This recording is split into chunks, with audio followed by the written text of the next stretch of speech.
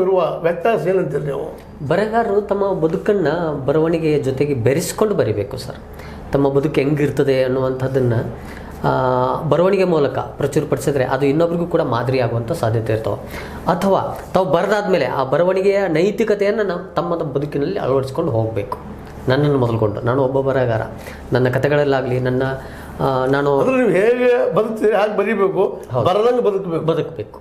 ಇದು ನಿಮ್ಮ ಸಲಹೆ? ಹೌದು. ಅಡ್ಡಿಲ್ಲ. ಆದ್ಮೇಲೆ ಇಲ್ಲಿವರೆಗೆ ನಮ್ಮ ಮಿತ್ರರಾದಂಥ ಜಯಾನಂದ್ ಮಾದರ್ ಅವರು ತಮ್ಮ ಬದುಕಿನ ಬಗ್ಗೆ, ತಮ್ಮ ಬರಹದ ಬಗ್ಗೆ, ಜೊತೆಗೆ ವಿದ್ಯಾರೆಡ್ಡಿಯವರ ಪುಸ್ತಕಗಳ ಬಗ್ಗೆ, ಅವರ ಅನುವಾದಗಳ ಬಗ್ಗೆ ಅನೇಕ ವಿಷಯಗಳನ್ನು ಚರ್ಚೆ ಮಾಡಿದ್ದಾರೆ.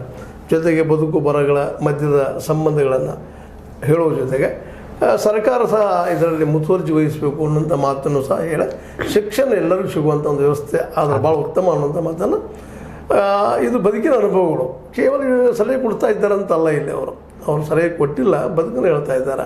ನೀವು ಆ ಬದುಕನ್ನು ತೆರೆದ ಮನಸ್ಸಿನ ನೋಡಬೇಕು. ಜೊತೆಗೆ ಇನ್ನೊಂದು ಸಲಹೆಯನ್ನು ಕೊಡೋದಾಗ ಹೇಳುವಂಥದ್ದು ಏನಪ್ಪ ಅಂದ್ರೆ, ನಾನು ಪ್ರತಿ ಸಲ ಹೇಳ್ತಾ ಇದ್ದೀನಿ, ಈ ವ್ಯವಸ್ಥೆ ಬದಲಾಗಬೇಕಾದ್ರೆ ಮತದಾರ ಬದಲಾಗಬೇಕಾಗ್ತದೆ.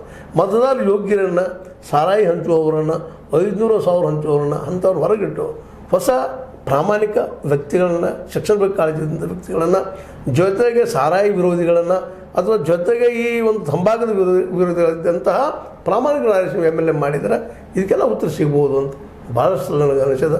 ನಿಮಗೇನು ಅನ್ನಿಸ್ತದ? ನಾನು ತಪ್ಪು ಮಾತಾಡಿದ್ದೀನು, ತಪ್ಪಿದ್ರೆ ತಪ್ಪು ಅಂತ ಹೇಳ್ರಿ, ಸರಿ ಇದ್ರೆ ಸರಿ ಅಂತ ಹೇಳ್ರಿ. ಯಾಕಂದ್ರೆ ಇವತ್ತು ಶಿಕ್ಷಣದಿಂದ ಬದುಕಾಗಿದೆ, ಬದುಕಿನಿಂದ ಬರಹ ಆಗತ್ತೆ, ಬರಹ ಬದುಕ ಶಿಕ್ಷಣ ಒಂದು ಸಂಬಂಧಗಳಿದ್ದಾವೆ. ಇವತ್ತು ನಾವು ಅದನ್ನು ಚರ್ಚೆ ಮಾಡಿದ್ದೀವಿ ಅಂತ ತಿಳ್ಕೊಂಡಿದ್ದೀನಿ ಅಂತ ಹೇಳ್ತಾ, ತಾವು ಬಂದ್ರಿ, ನಿಮ್ಮ ವಿಚಾರಗಳನ್ನ ನಮ್ಮ ವಾಹಿನಿಯ ವೀಕ್ಷಕರಿಗೆ ನೀಡಿದಿರಿ, ಭಾಳ ಸಂತೋಷ. ಮೇಲಿಂದ ಬರ್ತಾಯಿರಿ, ನಿಮ್ಮ ವಿಚಾರ ತಿಳಿಸ್ತಾಯಿರಿ ಅಂತ ಹೇಳ್ತಾ, ಮತ್ತೊಮ್ಮೆ ಇನ್ನೊಮ್ಮೆ ಮಗದೊಮ್ಮೆ ನೀವು ಸದಾ ನೋಡ್ತಾಯಿರಿ, ಶೇರ್ ಮಾಡ್ತಾಯಿರಿ, ಜೊತೆಗೆ ಇದು ಸಬ್ಸ್ಕ್ರೈಬ್ ಮಾಡ್ತಾಯಿರಿ ಅಂತ ಹೇಳ್ತಾ, H16 ನ್ಯೂಸ್ ಅರ್ಥಾತ್ ಹೇ ಸೀತಾರಾಮ್, ಇದು ಸತ್ಯದ ಕೈಗಂಡೆ ವಂದನೆಗಳು.